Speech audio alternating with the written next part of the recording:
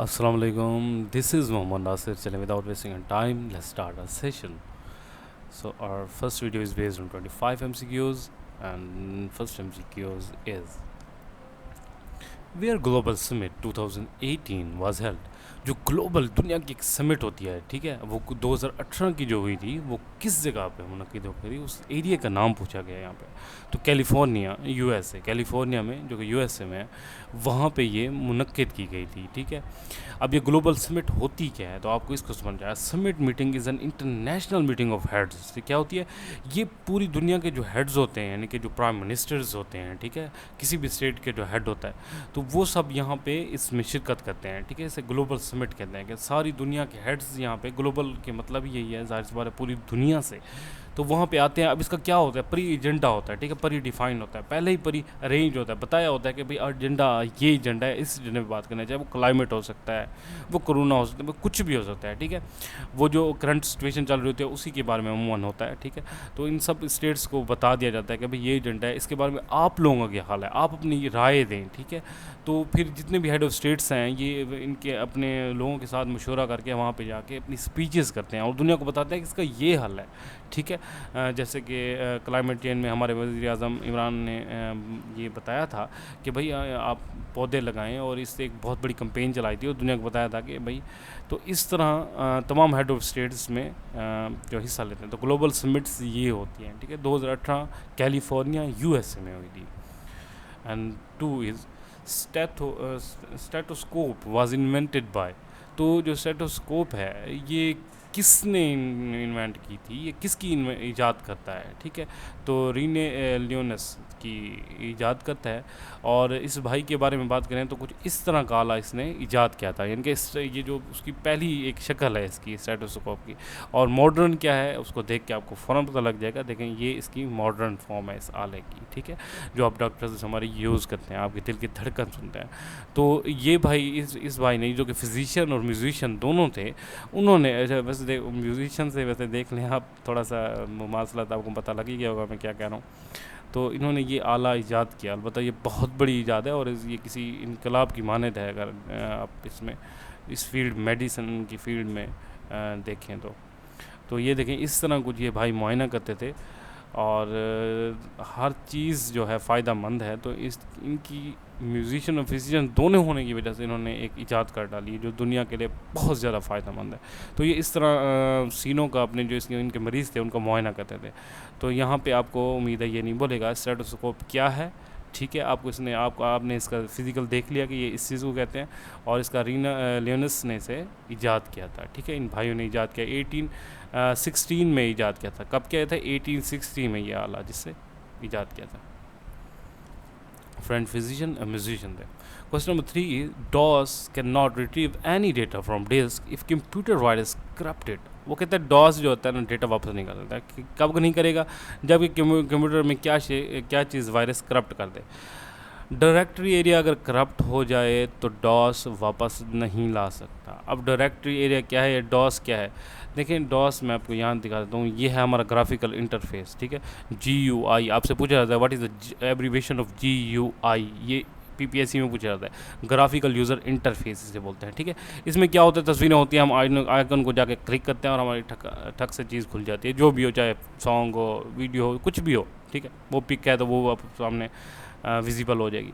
ये इस तरह का जो पहले यूज़ हुआ करता था, इसे डॉस कहते हैं। इसमें क्या है, कमांड देनी पड़ती थी। कुछ भी आपको करना है, आपने बैठ के वहाँ पे लिखना है, ठीक है, ठीक है। इस तो उसके लिखने के बाद ही आपको वो चीज़ मतलब जो है विजिबल होगी, या वो चीज़ आपको वहाँ पे आप उसे लिख सकते हो। इसे कहते हैं CUI, नॉट GUI। CUI का मतलब करेक्टर यूज़र इंटरफेस, ठीक है। चलें, मज़ीद मैं आपको ये डायरेक्टरी एरिया क्या है आप इसके बारे में पढ़ते हैं। भाई ये क्या कह रहा है? कहता है डॉस जो सिस्टम है ना, मतलब ये वाला सिस्टम। अब वो कहता है कि अगर वायरस किस चीज़ को करप्ट कर दे, डायरेक्टरी को करप्ट कर दे। चलिए डायरेक्टरी भी देख दें ताकि हमें ये भूले ना। तो आपने विंडो की के साथ R प्रेस करना है और इसके बाद CMD, ठीक है, प्रेस करना है। यहाँ पे क्या लिखना है? CMD, और ऐसे ओके क्लिक कर देना। इस तरह की अगर देखें, ये आ गया हमारा इस एक, मैं आपको सादा अल्फाज समझा रहा हूँ कि ये आ गया हमारा डॉस सिंड्रोम। अब यहाँ पे क्या हमने लिखना होता है, ठीक है। ये सी क्या है, सी लोकेशन है, और ये यूज़र और जे क्या है, ये इसकी डायरेक्टरी, इसी फोल्डर को ही डायरेक्टरी फॉर्म कहा जाता है, ठीक है। हम जैसे कंप्यूटर में किसी फोल्डर कहते हैं ना, यही फोल्डर का हम इस यूज़र इंटरफेस में अगर हम ओपन करें यहाँ से, मतलब इसको कमांड के ज़रिए, तो उसको कहते हैं डायरेक्टरी। तो डायरेक्टरी एरिया ही अगर ये ख़राब हो जाएगा तो जाहिर सी बात है मतलब जो डॉस सिस्टम है उसको वापस नहीं कर सकता। ये सिंपल अल्फाज में, जैसे आपके फ्लैश में से कोई डेटा उड़ गया है तो आप सॉफ्टवेयर यूज़ करके उसे वापस लाने की कोशिश करते हैं। तो यहाँ पे यही बात हो जाए कि भाई इस सिस्टम में, डॉस सिस्टम में, जिसमें हम लिख के कोई चीज़ मतलब उसको हासिल करते हैं, या लिख के किसी चीज़ तक हम अपनी रसाई हासिल करते हैं, ठीक है। तो इसमें करैक्टर यूज़र इंटरफेस में, तो इसमें अगर डायरेक्टरी मतलब ये जगह ही ख़राब हो जाए, डायरेक्टरी एरिया मतलब इसे कहते हैं, तो जाहिर सी बात है फिर वो डेटा वापस नहीं आ सकता। Question number 4 is this circumference of earth is. अब अर्थ का सर्कमफेरेंस क्या है भाई? तो ये है 14,075 किलोमीटर है अर्थ का सर्कमफेरेंस क्या है। और ये सर्कमफेरेंस ये होता है कि ये देखिए ये अर्थ का ये सब कितना है, ठीक है। तो ये 14,075 किलोमीटर है, ठीक है। इसको कहते हैं भाई ये कितना इसका सारा सर्कमफेरेंस है, इस चीज़ को बोलते हैं। और इसे सबसे पहले देखें, आज से तकरीबन बहुत अरसा पुरानी बात है, यानी तकरीबन 200 BC की बात है। 200 BC का मतलब है 2200 साल पहले। ये एक बंदा था, इसका नाम था एराथोसीनस, ठीक है। एराथोसीनस ये कमाल का बंदा था। देखिए तो आज तो चलो आसान है, दुनिया बहुत तरक्की कर गई है। हमारा गूगल बादशाह पे भी बहुत इजी हो गया, आप पता कर सकते हैं कि भाई अर्थ का सर्कमफेरेंस क्या है। मगर इस भाई ने एराथोसीनस, आपसे पूछा जा सकता है कि एराथोसीनस ने, ठीक है, आज से 2200 साल पहले ही इसकी पैमाइश करने की कोशिश की थी और एक एग्जैक्ट फिगर दी थी। तो थोड़ा सा मतलब गलत थी, मगर ये बहुत बड़ी बात है कि आज से अगर एक बंदा 2200 साल पहले बग़ैर किसी एडवांस टेक्नोलॉजी ये बता रहा है कि अर्थ की सर्कमफेरेंस 50,000 है। चलो 10,000 ऊपर नीचे हो भी गया उस भाई से, मुख्तलिफ रीज़न की वजह से। अब इतना टाइम नहीं है मैं उस चीज़ को डिस्कस करूँ। अलबत्ता भाई इसने ये कहा था कि 50,000 जो है अर्थ की सर्कमफेरेंस है इस भाई ने, और सिर्फ एक छड़ी की मदद से इसने ये सारा काम अंजाम दिया था, ठीक है। Question number 5. When did Pakistan join WTO, World Trade Organization? What it means by World Trade Organization? ठीक है, वर्ल्ड ट्रेड ऑर्गेनाइजेशन, ट्रेड का मतलब क्या है? तिजारत, ठीक है, उर्दू में तिजारत है। तो ये दुनिया की तिजारत के बारे में कोई बात हो रही है क्या है? वर्ल्ड ट्रेड ऑर्गेनाइजेशन किस चीज़ को डील करती है? Deals with the global rules between Nations, ठीक है। ये किसके? ट्रेड के वर्ल्ड ट्रेड ऑर्गेनाइजेशन ट्रेड के ग्लोबल, इनके दुनिया के कवानीन के बारे में बात करी कि दो मुल्क आपस में किस तरह कोई कारोबार करेंगे भाई, उसके बारे में कोई ना कोई तो आखिर ऐसा होना चाहिए, मतलब कोई ऑर्गेनाइजेशन जो बताए कि भाई इस असूल के तहत आप लोग डिफरेंट स्टेट्स आपस में जो है वो कारोबार करेगी, ट्रेड करेगी, तिजारत करेगी। तो ये बनाई गई थी पाकिस्तान ने इसे ज्वाइन किया था 1 जनवरी 1995 को, ठीक है। पाकिस्तान ने इसे ज्वाइन किया था और ये इसकी बनी ही 1 जनवरी 1995 को थी, ठीक है। लेकिन वैसे ट्रेडिंग असूल जो हैं इससे पहले सिंस 1948 में भी थे, ये उन्हीं को मतलब यूज़ कर रही है। तो वो कौन से थे? The general agreement on tariff and trade थे, ठीक है, जिसे गैट बोलते हैं, ठीक है। गैट क्या है? General agreement on tariff and trade, ठीक है। ये क्या ये इन्होंने पहले ही रूल्स जो बता दिए थे ट्रेड्स के, मतलब इनके पहले ही मौजूद थे, तो उसी को ही तकरीबन ये लेके चल रही है WTO, वर्ल्ड ट्रेड ऑर्गेनाइजेशन, ठीक है। तो पाकिस्तान ने इसे 1 जनवरी 1995 को ही ज्वाइन कर लिया था। ये इसका लोगो है और इसका हेडक्वार्टर पूछा जाता है कि वर्ल्ड ट्रेड ऑर्गेनाइजेशन का हेडक्वार्टर कहाँ है भाई? ये जिनीवा में, स्विट्ज़रलैंड में। वर्ल्ड ट्रेड ऑर्गेनाइजेशन का हेडक्वार्टर किस जगह पे है?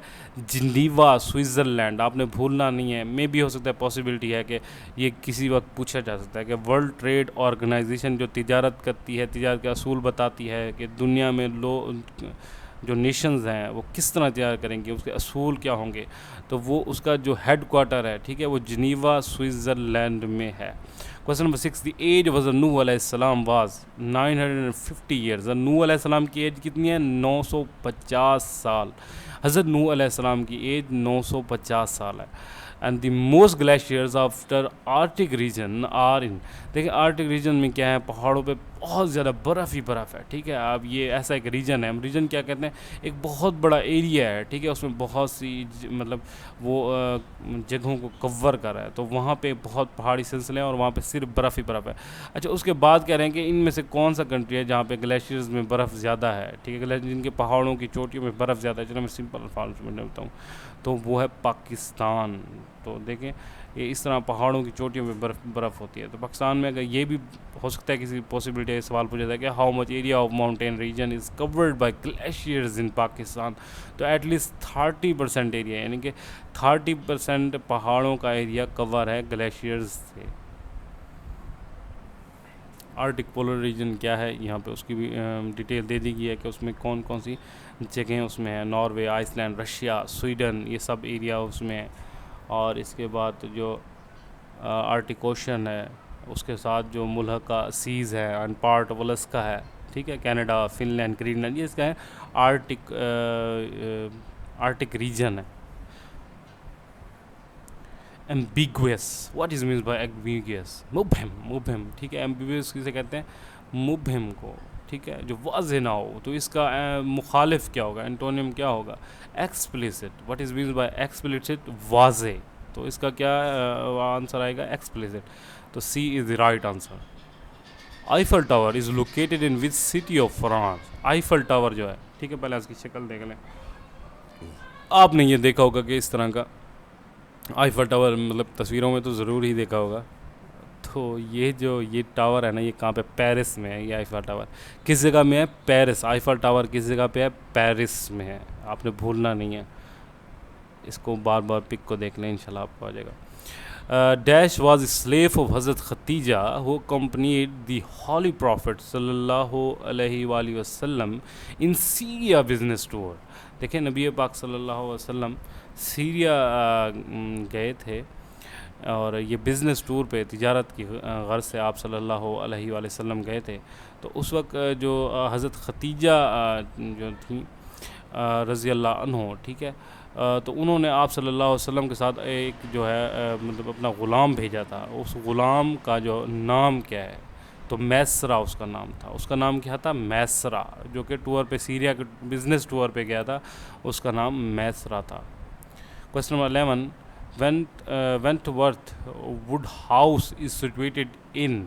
तो ये एक घर का नाम है, ये कंट्री हाउस है, तो ये किस जगह है, ये यूके में है, इंग्लैंड में, यूके में है, क्या है।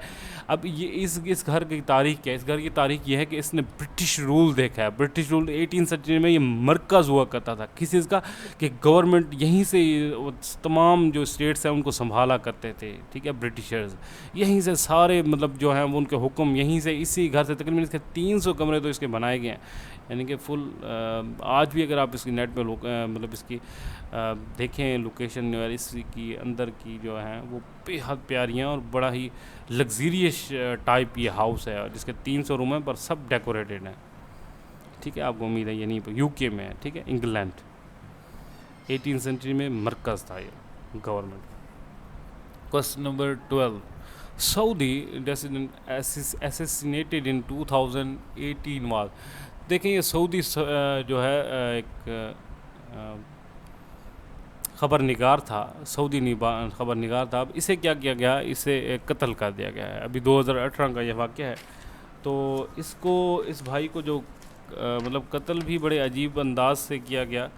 कि हुआ ये कि सऊदी जो एम्बेसी है ना, अब देखें किसी भी मुल्क में सबसे सेफ़ जगह जो होती है एम्बेसी होती है, ठीक है, वहाँ पे बड़ी सिक्योरिटी होगी। मैं मतलब आप सोच भी नहीं सकते कि वहाँ पे भी कोई बंदा मर सकता है और कत्ल हो सकता है। ख़ास तौर पे यहाँ मरने से मुराद है कोई कत्ल हो सकता है, मतलब कोई किसी को जाके हिट कर सकता है। वहाँ पे उस फ़ौज होगी, वहाँ पे आपकी पुलिस की बड़ी पहरा होता है। मगर अब इस भाई को वहाँ पे मार दिया, और मारा भी एम्बेसी के ओनर ने। एम्बेसी थी किसकी, सऊदी अरब की, और वहाँ से 15-20 बंदे गए। और ये भाई जब उस एम्बेसी के अंदर गया तो इससे हाथापाई, और हाथापाई क्या हुई, इसके टुकड़े टुकड़े करके उन्होंने इसको तेज़ाब में डाल के बैगों में ले गए इसको। और वापसी में एक और बंदा इसकी शक्ल का ऐसे ना बनू के ना बाहर भेज दिया, क्योंकि कैमरे तो लगे हुए थे। और बाद में अब वो कह रहे हैं कि हमें पता ही नहीं है, ये है वो है। तो और इल्ज़ाम जो है वो लगाया जा रहा है सऊदी इस पे लगाया गया था, जो वली अहद हैं शहज़ादा मोहम्मद बिन सलमान पे, इन्होंने कहा नहीं जी हमने तो ऐसा नहीं किया, अलबत्ता हम ऑन ज़रूर करते हैं कि हमारे बंदों ने ये काम किया है और हम ये कोशिश करेंगे आइंदा ऐसा कुछ ना हो और उनको मतलब सज़ा वज़ा देंगे, ऐसा मतलब कहा गया है। अलबत्ता उसके साथ ये कहा गया है कि दुनिया इस बात में ज़्यादा गौर व फिक्र ना करें, मतलब किसी अंदाज में ये भी बात की गई है क्योंकि तेल के बहुत बड़े सप्लायर हैं। जमाल खाशकजी, बहुत मुश्किल नाम है इन भाई का, जो कि मतलब असैसिनेट किए गए थे, ठीक है।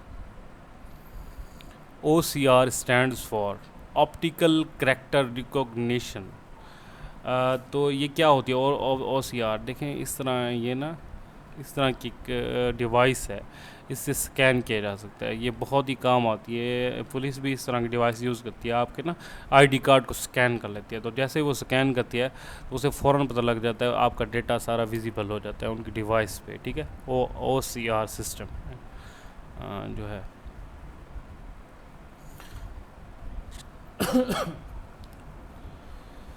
Question number 15, in MS Excel conditional formatting is in dash tab. अब कंडीशनल फॉर्मेटिंग किस जगह पे है? MS Excel की बात हो रही है कंप्यूटर की, तो हम देख लेते हैं ताकि हमें ये मालूम हो कंडीशनल जो है कंडीशनल फॉर्मेटिंग तो कहाँ पे है। देखिए MS Excel है, तो ये होम में हमने यहाँ पे क्लिक किया होम, तो देखते हैं क्या इसमें वाकई कंडीशनल फॉर्मेटिंग का कोई ऑप्शन मौजूद है। देखें ये होम टैब है और यहाँ पे रिबन में जाएं तो देखें इस जगह पे ये क्या है, कंडीशनल फॉर्मेटिंग।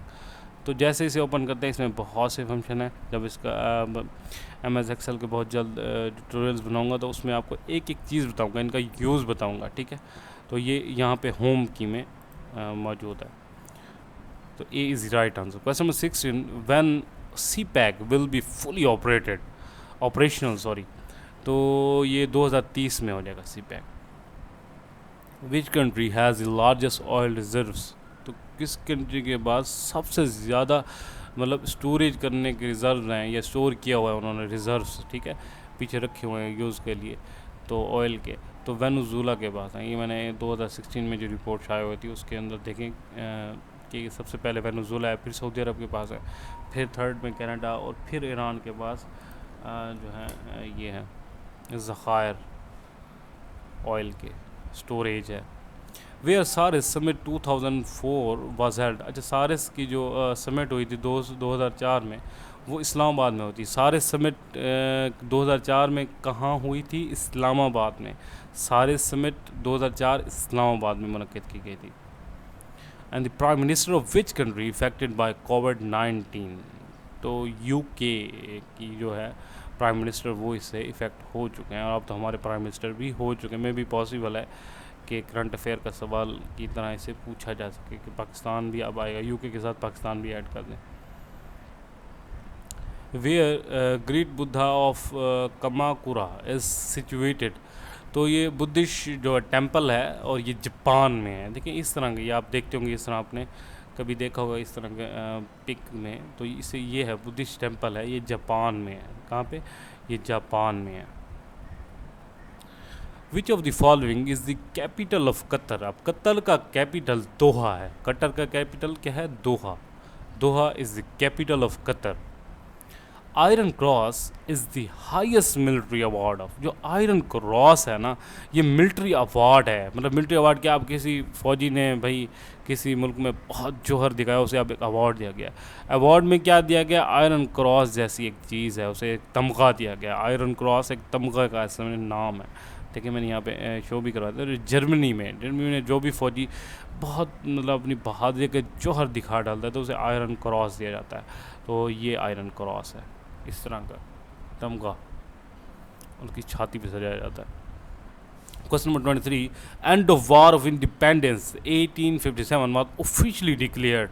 अच्छा देखें, वार ऑफ इंडिपेंडेंस की जब हम बात करते हैं तो इसमें क्या है, इससे पहले 1557 में वार ऑफ प्लेसी भी हो चुकी होती है, जब जिसमें ईस्ट इंडिया कंपनी जो है वो लड़ती है और सिराजुद्दौला को हरा देती है। इसके बाद जाहिर सी बात है अब ब्रिटिश का राज होता है इंडिया पे, छा गए हैं इंडिया पे, और उसके बाद ये वार ऑफ इंडिपेंडेंस जो होती है, ठीक है, ये बहुत ही, this is very important in Indo Pak history में बहुत अहमियत की अमल है, ठीक है। और ये वार हमें क्या दिखाती है, जंग दिखाती है, the show off the Indians will never tolerate the dominancy of Britishers. वो उनकी डोमिनेंसी बर्दाश्त ही नहीं करते, क्योंकि ब्रिटिश जाहिर से पता डोमिनेंट थे। उन्होंने क्या क्या हुआ था कि खुद जो जितने बड़े होते थे सारे ब्रिटिशर बैठते थे, और जो सिपाही विपाही होते थे, जो छोटे लेवल के लोग होते थे, वो हिंदू और मुसलमान होते थे बेचारे। तो ये बहुत तंग थे कि ये ब्रिटिश गोरे हम पे किस तरह हुकूमत कर सकते हैं, ऐसा कैसे मुमकिन है कि ये बाहर से उठ के इतना बड़ी एक स्टेट पे ये गवर्नमेंट कर रहे हैं। तो फिर ये लड़े थे जो है हिंदू और मुसलमान जो इंडियंस थे, ठीक है, तो ये उनके खिलाफ इन्होंने आवाज़ें बुलंद की थी और वहाँ पे फाइट की थी ब्रिटिशर्स के ख़िलाफ़, ठीक है। तो ये वार यहाँ से पूछा जाता है कि ये वार ऑफ इंडिपेंडेंस ये स्टार्ट कहाँ से हुई, तो मेरठ से स्टार्ट हुई थी। और हुआ ये था कि we are soldier did not obey to Britishers and were. अब फिर जब ओबे नहीं किया तो हुआ ये था कि वर जेल्ड एंड सेंटेंस, जाहिर सी बात है उन्हें जेल भेजा गया था और उन्हें सज़ाए मौत भी सुनाई गई थी। और इस तरह ये जो ऑफिशियली नवंबर 1858 में ये ख़त्म हो गई थी। Question number 24, Sindh was conquered by Mohammad bin Qasim during the period of. Sindh को मोहम्मद बिन कासिम ने फतह किया उमैया पीरियड में। According to the 1956 constitution president of Pakistan should be. अब हमारे पहला कानून आइन क्या है, 1956 का जो आइन है वो हमारा पहला, it is the first constitution, ठीक है। ये हमारा पहला कानून है, मतलब था, वाज, एंड 1956। और सेकंड 1962 है, थर्ड 1973 है जो अब भी नाफिजुल अमल है। तो प्रेसिडेंट क्या होना चाहिए, ठीक है, पाकिस्तान के प्रेसिडेंट को मुस्लिम होना चाहिए। कि पहले कानून में भी हमने ये शिक डाल दी थी कि हमारा जो भी प्रेसिडेंट होगा वो मुस्लिम ही होगा, ठीक है।